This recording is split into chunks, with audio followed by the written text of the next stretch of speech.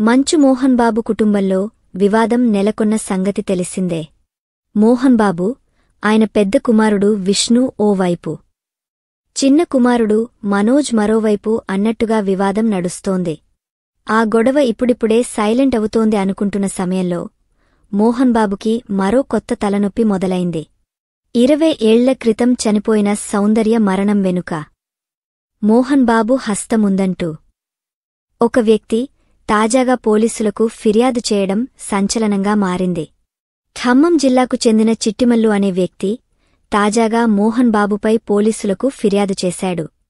హైదరాబాద్ జల్పల్లిలో 6 ఎకరాలలో సౌందర్యకు చెందిన guest house ఉండగా దానిని అమ్మమని మోహన్ బాబు అడిగాడు.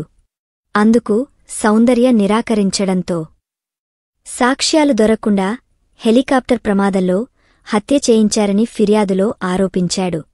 సౌందర్య మరణం తర్వాత జల్పల్లి గెస్ట్ హౌస్ను మోహన్ బాబు అక్రమంగా అనుభవిస్తున్నాడని, దానిని ప్రభుత్వం స్వాధీనం చేసుకోవాలని పేర్కొన్నాడు.